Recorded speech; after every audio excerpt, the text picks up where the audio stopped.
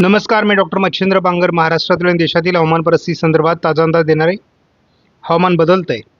आपण या ठिकाणी बघतो की जे डिप्रेशन महाराष्ट्रावरून वरती सरकलं ते आता जवळपास मध्य प्रदेशच्या पश्चिमी भाग, राजस्थानचा आणि गुजरातच्या काही भागामध्ये सक्रिय आहे. अजून ते संपलेलं नाही, परंतु त्याच वेळेस आपल्याला या ठिकाणी दक्षिणेला मोठ्या प्रमाणात बाष्प तयार होत आहे. त्याच वेळेस या ठिकाणी देखील मोठ्या प्रमाणात बाष्प आहे. त्यामुळे भविष्यामध्ये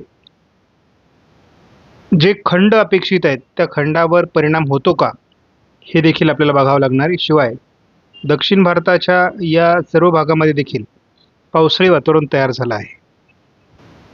या ठिकाणी आपण बघतो डिप्रेशन संपलंय, परंतु विदर्भातून हे डिप्रेशन गेल्यामुळे त्याचा महाराष्ट्राला खूप फायदा झाला. उत्तर महाराष्ट्र, मराठवाडा, विदर्भातील दुष्काळ पूर्णपणे नियंत्रित झालेला आहे. त्यामुळे जे संकट एल निनोमुळे शेतकऱ्यांवर निर्माण झालं होतं ते महाराष्ट्रात आणि गुजरात, मध्य प्रदेशच्या काही भागात, या 3 राज्यांमध्ये आणि त्याचबरोबर ओरिसा आणि छत्तीसगड म्हणजे हे सर्व राज्य हे सेंट्रल इंडिया म्हणजेच मध्य भारतातील आहेत. आणि मध्य भारतातून हे संपूर्णपणे प्रवास केल्यामुळे मध्य भारतातील दुष्काळ संपला असून भारतीय हवामान खात्याचा 94% अंदाज मध्य भारतातला आहे आणि तो सरासरीपर्यंत जाण्याची शक्यता आहे. केवळ मध्य भारतात पडलेल्या पावसामुळे देशातील टक्केवारी सावरली आहे.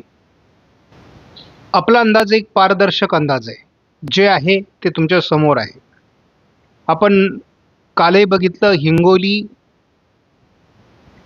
त्यानंतर बीड, सोलापूर,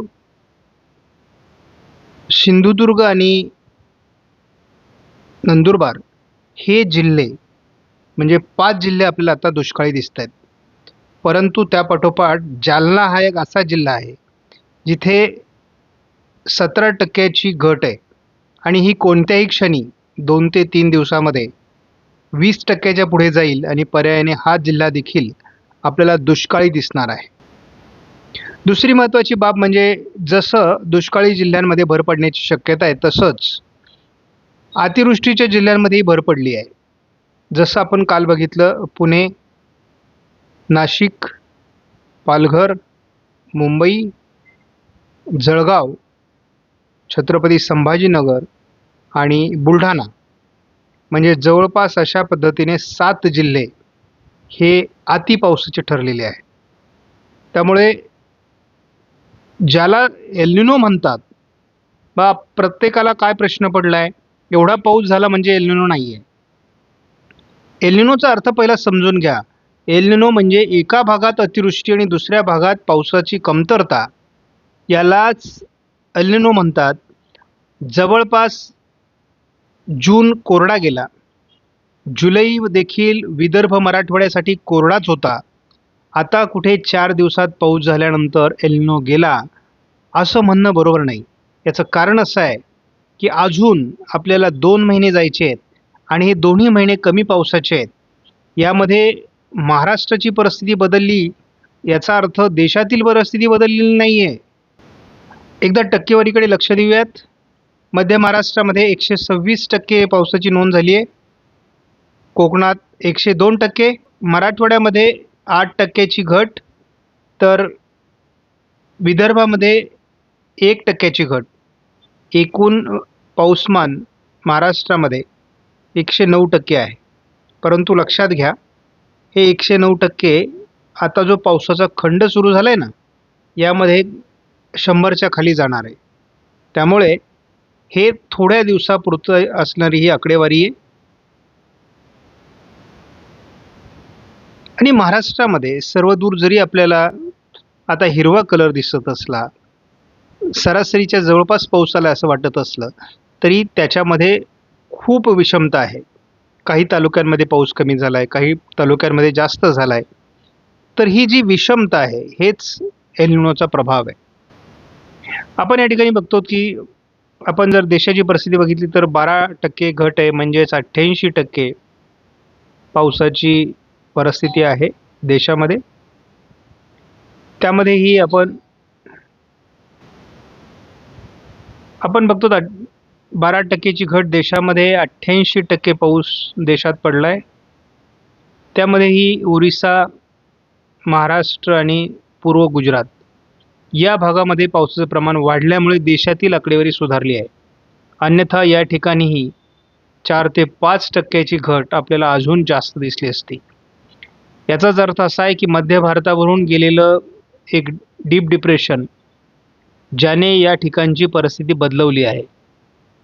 आणि महाराष्ट्रातले शेतकरी खरोखर भाग्यवान आहेत की ज्यांना या डिप्रेशननी दुष्काळ नियंत्रणासाठी मदत केलेली आहे.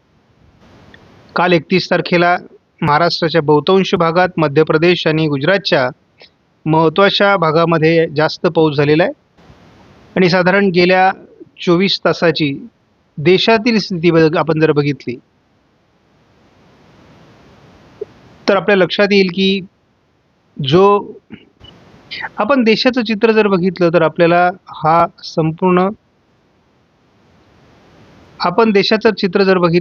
हा पूर्ण भाग या ठिकाणी कमी पावसाचा दिसतोय आणि केवळ गुजरात आणि महाराष्ट्राचा काही भाग हा देशात चांगल्या पावसाचा आहे.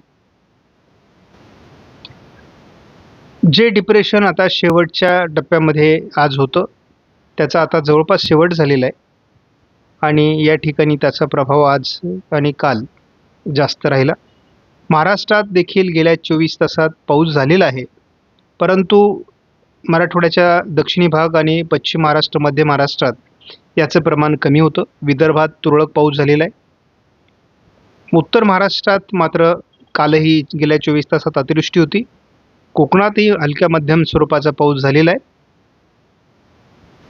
मात्र आता या पावसाच्या प्रमाणात केवळ घाट माथ्यावर आपल्याला पाऊस बघायला मिळेल. इतरत्र थोडा पूर्व विदर्भात पाऊस असेल, परंतु इतरत्र पावसाचं प्रमाण कमी होण्याची शक्यता आहे. आमच्या शेतकऱ्यांचा एक स्वभाव आहे की पाऊस झाला, डिप्रेशन आता वेलमार्क लो प्रेशरमध्ये असून ते जवळपास राजस्थानपर्यंत पोहोचलंय. मात्र त्याचा प्रभाव आता बऱ्यापैकी कमी झाला आहे. महाराष्ट्राच्या दक्षिणेकडून पाऊस जरी उघडला असला तरी कोकण किनारपट्टीला अजून जोरदार सरी होत आहेत. आणि आपण या ठिकाणी बघतो की उद्या भारतातला बराच पाऊस उघडेल, मात्र कोकण किनारपट्टीला आपल्याला पाऊस होताना दिसणार आहे.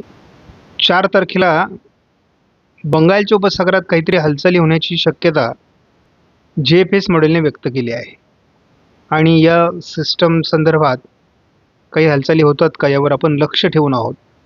महाराष्ट्रामध्ये किरकोळ पावसाळी परिस्थिती आपल्याला 3 आणि 4 तारखेला असू शकते, परंतु विशेष पाऊस नाही, हा स्थानिक स्वरूपाचा पाऊस आहे.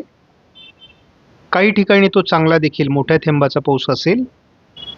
सौम्य खंड देशामध्ये सुरू होतोय हे मात्र लक्षात घ्या.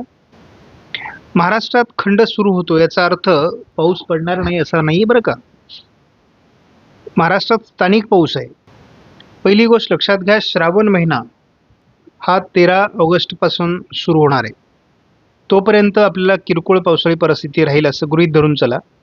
13 तारखेपासून मात्र महाराष्ट्रातील काही जिल्ह्यांमध्ये जोरदार पाऊस होईल, पण दरम्यानच्या काळात घाट माथ्यावर आणि कोकणात हलक्या ते मध्यम कधी जोरदार सरी होत राहणार आहेत. 3 तारखेला देखील मराठवाड्याच्या काही भागात, पश्चिम महाराष्ट्राच्या काही भागात स्थानिक अतिशय चांगलं वातावरण असणार आहे. पूर्व विदर्भामध्ये असणार आहे, कोकणात असणार आहे. 4 तारखेला देखील विदर्भातील खास करून पूर्व विदर्भ, नांदेड, लातूर, धाराशिव, सोलापूर, सांगली आणि घाटमाथा या ठिकाणी पावसाचा अंदाज आहे. शिवाय महाराष्ट्रात अंतर्गत भागात देखील स्थानिक वातावरणाच्या निर्मितीतून पाऊस पडण्याची शक्यता आहे. मग याचा अर्थ खंड नाही आहे का? खंड म्हणजे एकूण पावसाचं प्रमाण कमी होतं आहे, किरकोळ स्थानिक पावसाचं वातावरण आहे. आपण थोड्या वेळासाठी जर बघितलं तर आपल्याला गुजरात आणि राजस्थानच्या काही भागात अजूनही या सिस्टमचा प्रभाव दिसतो आहे, परंतु त्याचा जोर, तीव्रता कमी झालेली आहे. महाराष्ट्रात मात्र आपल्याला स्पष्टपणे कोकण किनारपट्टीला स्थानिक स्वरूपाचं अतिशय चांगल्या प्रकारचं पावसाळी वातावरण आहे.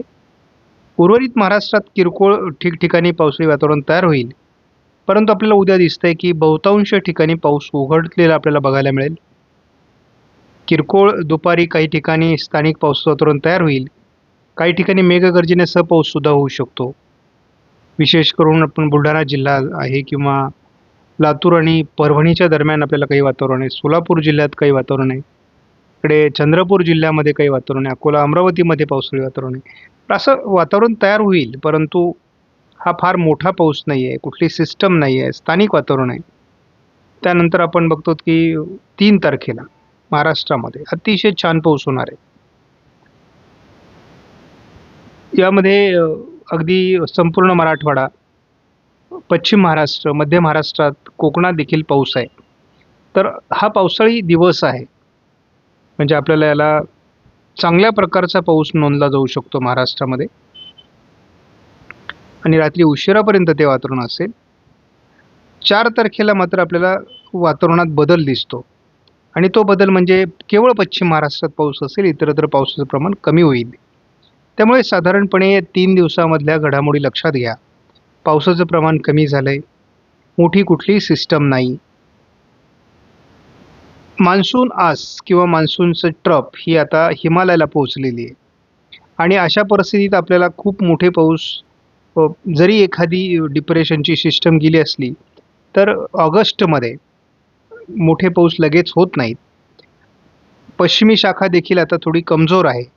त्यामुळे पाऊस आता थोडा विश्रांती घेईल आणि मग साधारण 13 तारखेनंतर त्याच्या ॲक्टिव्हिटीज वाढायला सुरुवात होईल राज्यामध्ये. आपणास व्हिडिओमधील माहिती महत्त्वपूर्ण वाटल्यास लाईक करा, शेअर करा, चॅनलला सबस्क्राईब करा. धन्यवाद. जय हिंद, जय महाराष्ट्र, जय बळीराजा.